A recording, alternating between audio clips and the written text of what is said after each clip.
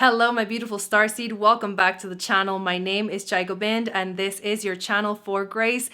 Let's hop right into your astrology and tarot reading for Leo season of summer 2021.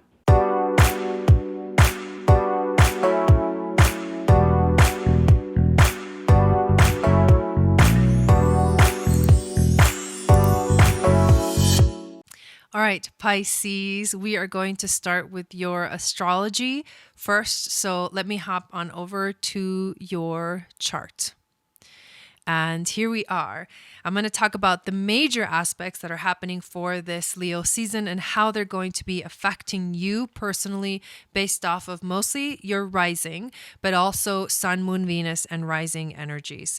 So the first thing that happens is the sun is going to enter the sign of Leo on July 22nd, and it's going to be in your 6th house. So there we are. The sun transiting the 6th house is illuminating this area of your life. And this area of your life is all about being in the present moment. It is about looking at the details of your life. It's also work, it's also pets, it's also your health. All those things will be highlighted this Leo season.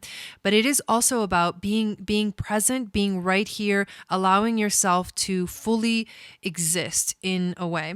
Then Mercury also enters your 6th house, which means that now your communication focuses on these areas of your life: work, health, the present moment, anchoring the light, grounding yourself, focusing on the details. You're going to want to talk about it. You're going to want to express yourself about it. All of those things are aligned with this energy.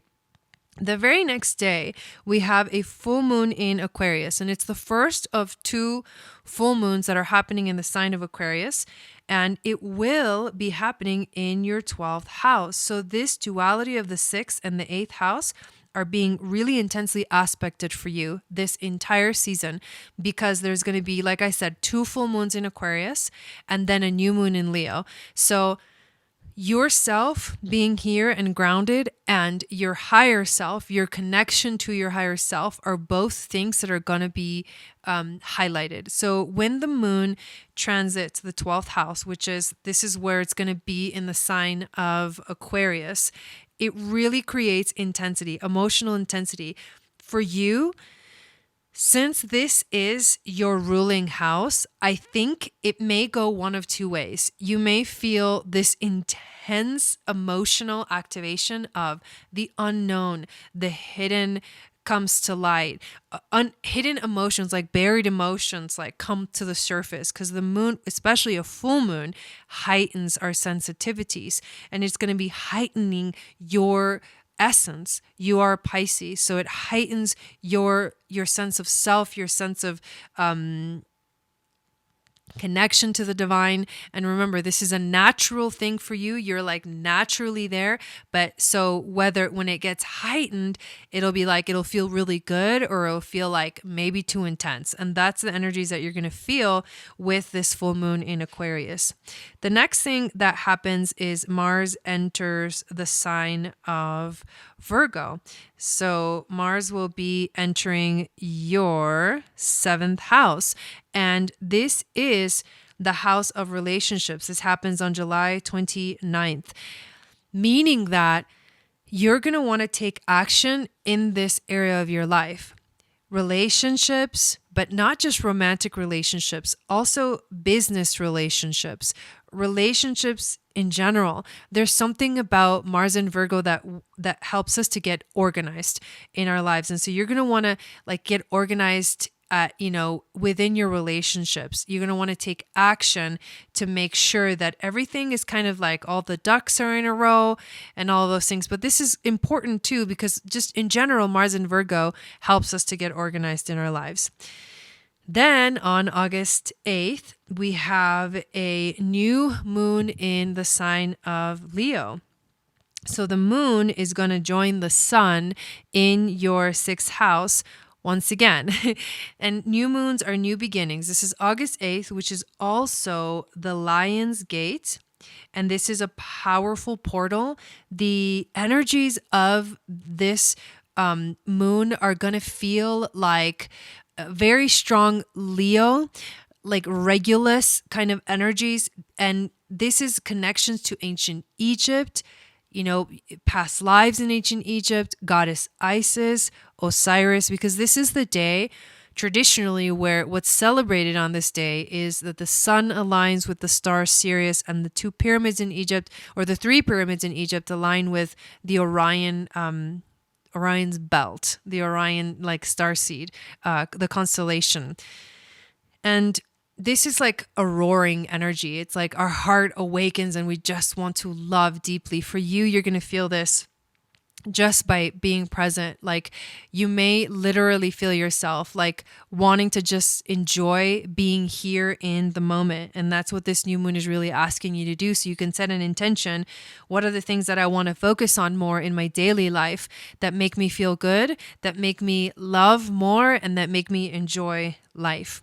And then Mercury moves into the sign of Virgo. So Mercury joins Mars in your 7th house of relationships. So you're going to want to talk in your relationship. You're going to want to express yourself. You're going to want to communicate very strongly. On this day, which is August 11th, there's also a Moon Venus portal. So Moon and Venus are going to be in the sign of Virgo. And this means that for the connection of your relationships, this is a portal for relationships. Whenever Venus finds herself in her phase called the remembering and embodiment phase, she makes these 5 conjunctions with the crescent moon. And it just so happens that this one is happening in your 7th house of relationships, which is a beautiful energy. And you as a Pisces love that fantasy, fairy tale,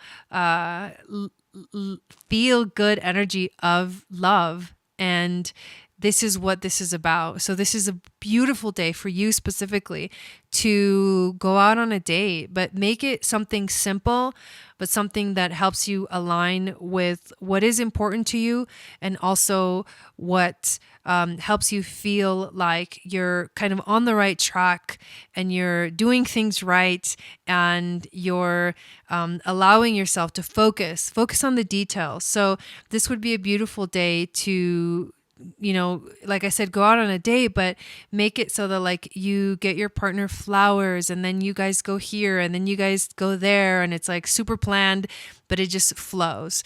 And that's what this energy is going to invite you to do. And then Venus, not Mercury, but Venus is going to enter into your 8th house. And this is she's going to enter Libra. So she's going to be strong in her dignity on August 16th, but she's entering the 8th house, which is the house of death, change, and transformation.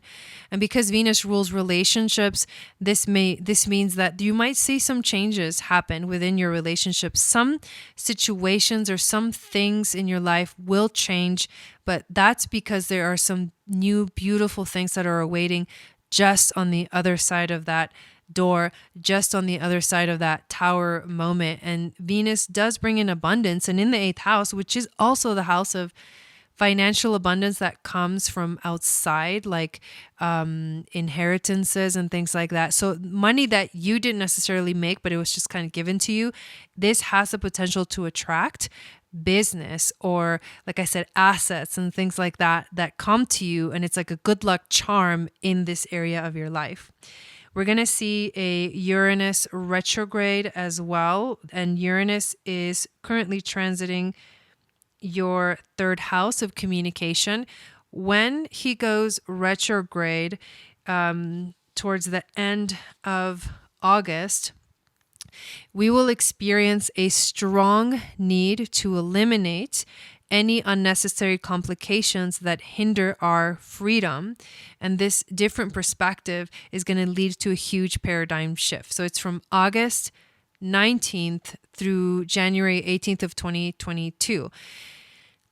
A new perspective, a new way to communicate for you, a new way to express yourself. There's something important that you need to let go of the old ways of expressing yourself and allow yourself to like say something new, to explore something new, and to share your voice in a way that maybe you've never done before. It might surprise people, but that's the nature of Uranus. And it is time for you to let go of the old habits and allow the new habits to take place.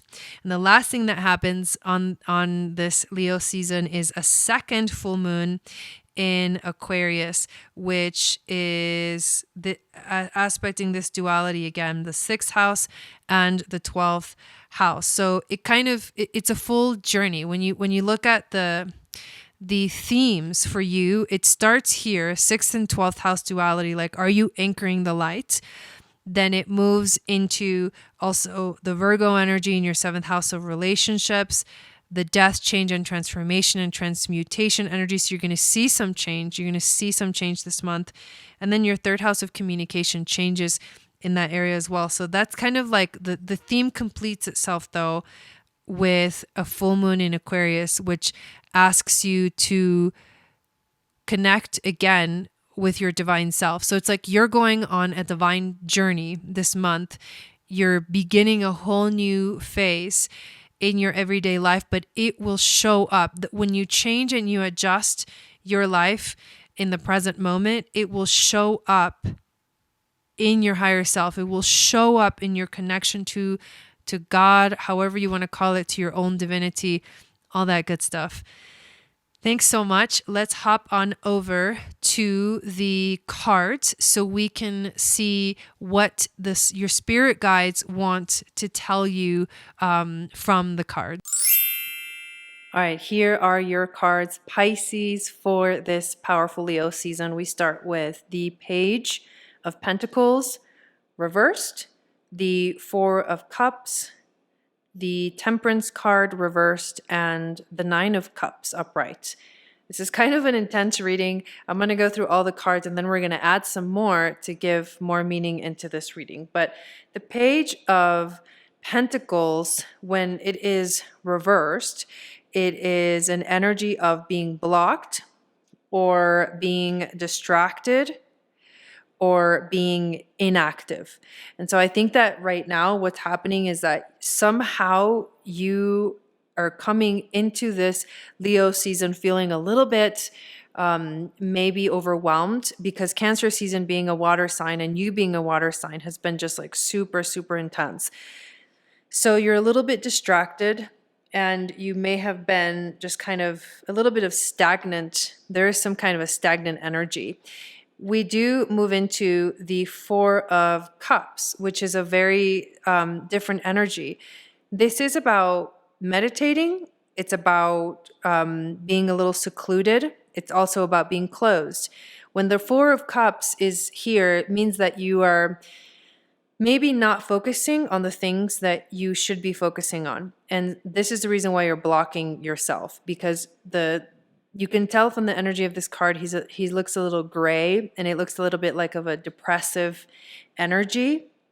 So somehow, because you're distracted and because you're not focusing on the right stuff, the healing, the balance, and the harmony that is supposed to be arriving doesn't seem to be arriving, because the Temperance card reversed, instead of being an energy of like healing coming in, it's actually means conflict, impatience, and also instability in some kind of way. Let me make sure I can focus this card. There it goes.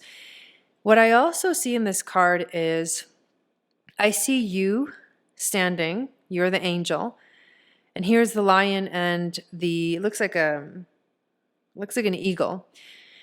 And the lion obviously is a big deal because this is Leo season. We're having 2 full moons in Aquarius, but one really powerful new moon in Leo. And this is the activation of the heart center, the energy of the lion, the king of the jungle. The eagle is also the bird that flies the highest and is the closest to divinity or the divine. And I feel like You're standing at the precipice of something. And although you have been maybe feeling like you're not quite there yet, maybe feeling a little bit depressed, a lot of emotions showing up for you. A lot of things feel like they're maybe not happening for some reason. But what this card is saying visually for me, because the Temperance card reversed, it's like it can be impatience. It could be like that the healing is not happening. It's not coming. Nothing's happening. But the truth is that this leads into the Nine of Cups, which is about your dreams coming true. And this is upright. And this is about you allowing yourself, allowing those wishes, allowing those dreams to come in. This card also represents happiness, comfort, and confidence. So I think that as you stand on the precipice of very powerful change, you will literally fly. This beautiful woman on the picture is flying. So she kind of takes off. So you're getting ready to take off, but you're coming from a very intense place. So it feels a little bit like maybe you're drained, but you are getting ready for some amazing things to show up. So this is a good thing. The reading is leading us in a very beautiful direction. I'm going to add a couple of cards to add to this meaning. You get the red fox, which is all about strategy. This is also the card of the sacred feminine, and foxes they're super light. So it's about being lighthearted. It's about being not attached to anything, continuous searching for your own truth. It's also the color red, and the color red is coming out really strong here. We've got the umbrella, who is basically represents the shelter. We've got he has the red coat, and it also has a red rose on his coat, and that's the sacred divine feminine. That's the sisterhood of the rose. That's Mary Magdalene, Mother Mary, Goddess Isis, all of those goddesses coming through as a strong feminine energy. We also have the lion that is red, and her wings are red. And the color red is connected to the root chakra. So the message that's coming through very strongly with this red color is you need to ground yourself. You need to give yourself time to be in your centered space, connect to your roots, both figuratively and actually, because we have energetic roots going into the earth.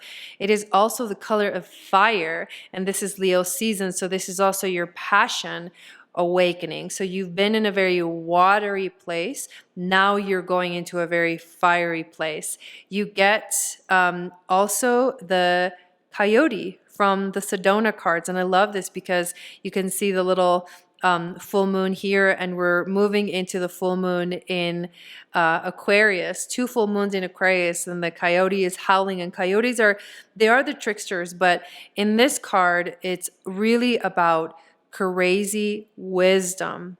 And I completely feel this for you, Pisces, because you are the holder of the space of the 12th house, and this is where this full moon is happening for you. The sign of Aquarius lands in your 12th house, like we just talked about in the astrology.